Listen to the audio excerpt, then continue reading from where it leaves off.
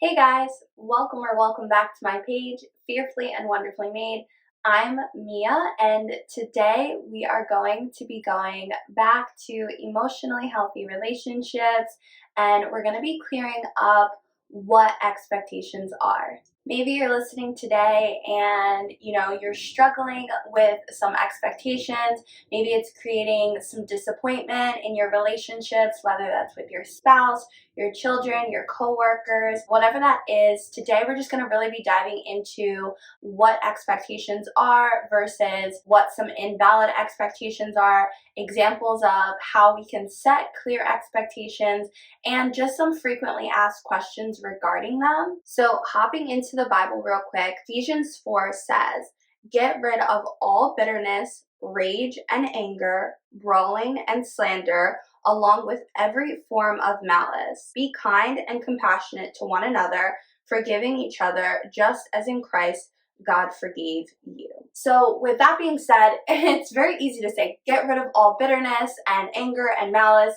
And I feel like our first reaction is to then be like, yeah, that's super easy to say, but how do we actually do that? How do we live out getting rid of all of that bitterness? And I want to first start with identifying some invalid expectation. Number one, I had an unconscious expectation, meaning I was expecting something, but I didn't even really know that I wanted it until it didn't happen, and then I was disappointed. For instance, if you came into a marriage and you had some traditional gender role expectations, you expected your husband to be the provider, that, when you had children, you would no longer be working, and then, you have a child, and you're like, oh, well, I just expected that, I would be a stay-at-home mom, I would be able to leave my job, and your husband, he grew up in a household where the mother and the father went to work, so he was expecting that you both were going to just continue working. And what happens is neither of you even realize that this is what you were expecting until the other person was like, well, I want to leave my job. Well, I want you to keep working. So it's not something that you even realize is an issue until it's an issue. So taking that into consideration, the Bible is full of commands and practical steps in order to follow them. So hopping over to James 1 verse 19.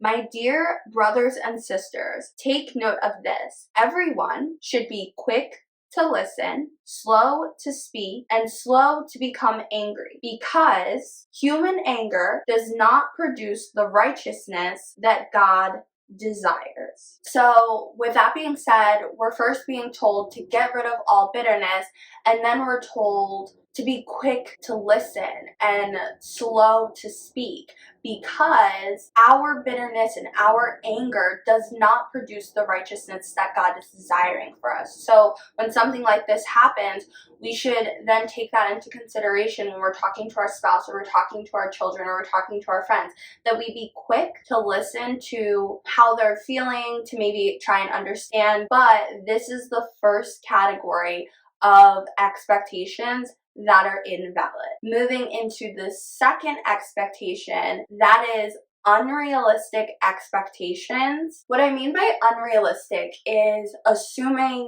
no human error. So assuming that someone is going to do the same exact thing every single day at the same exact time, that is kind of unrealistic when life happens. Now, can they do it 99% of the time? Sure. But to say if they missed one time in 365 days, that would be, an end all be all, that's a little bit unrealistic. Second to that would be something that has never happened before. Like, it would be unrealistic of me to say, I'm going to be able to go to bed at 9 o'clock on Monday after I'm done hosting crew. My crew gets done at 8 o'clock. All the girls are going to be out of the house, and I will be showered, teeth brushed, pajamas, ready to go to bed by 9 o'clock. That is unrealistic, because in the past, some of the girls hang out till 9, 10, sometimes as late as 11 o'clock. There's been no evidence to show that I'm going to be able to be in bed by 9 o'clock when every other time that's not what's happening. So what I mean to say by that is just use the past not to limit yourself, but just to be indicative of struggles or hurdles that you might have to overcome in order to make this a realistic goal. Now, the third invalid expectation, probably the biggest one or the most common, is unspoken. You cannot have an expectation on the other person that you've never communicated. Now, what I mean by that is when you hear yourself saying something like, oh, they should just know, like that it goes without saying. No, it doesn't. It doesn't go without saying, because what that means is we are assuming that they should be assuming and mind reading. And if you watched the video on mind reading, which I definitely recommend, then you would know whether it's you assuming or them assuming. Mind reading in general is something we want to cut out of our relationships. As Christians, we want to be able to communicate clearly. We don't want to be getting into quarrels over something that could have just easily been communicated with our spouses. So that kind of leads us into the fourth invalid expectation, which is the key to all valid expectations, and that is that it is agreed upon. So an expectation is invalid if it was never agreed upon by the other party. In other words, if you're having like a party and you invite your family over and you're like, hey guys, like come over, an hour early, help set up X, Y, and Z, you put it out there. You voiced it. It wasn't, unconscious. It wasn't unrealistic, because typically that's what your family does.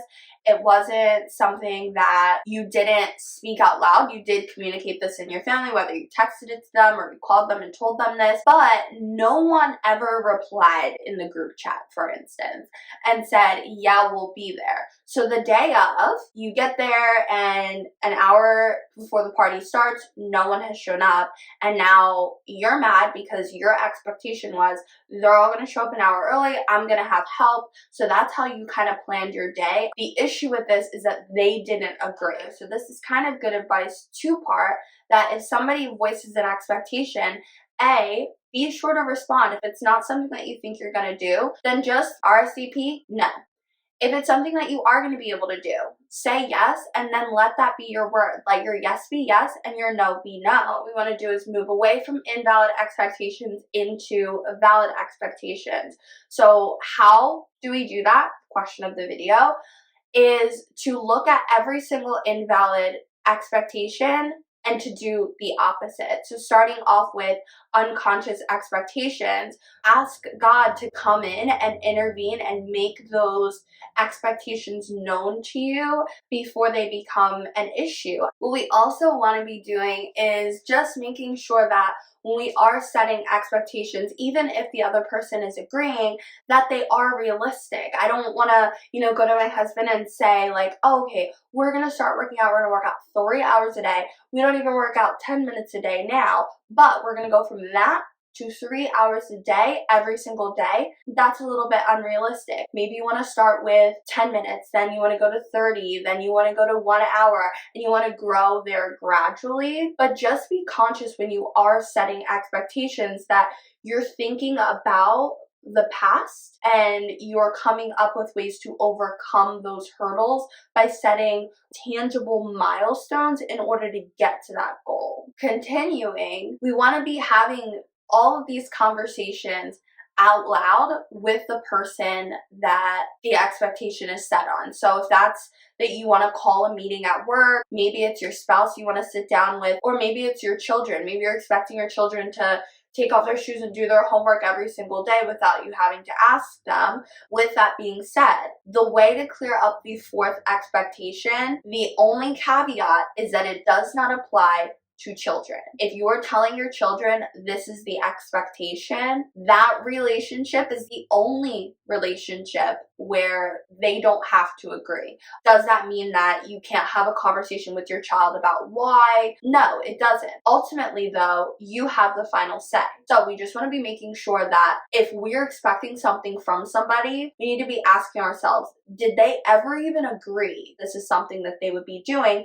And if not, moving on from there would be having that conversation now.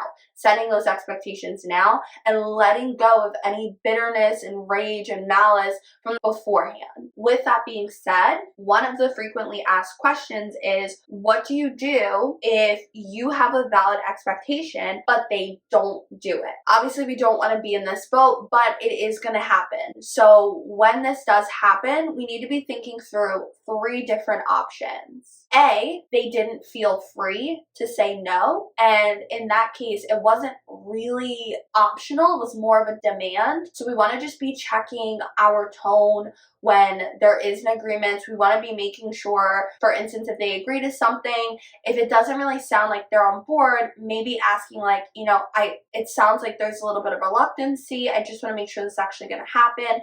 Are you totally on board or not really? That's something you can do preemptively. However, once the time passes, maybe it's just something that you guys need to go back and clarify, which leads us into B. Maybe the original agreement or the original expectation that was set just wasn't clear enough. And this is kind of where that grace and understanding and forgiveness comes in. We don't want to be arguing about expectations, even if they were valid. What we want to do is just go back.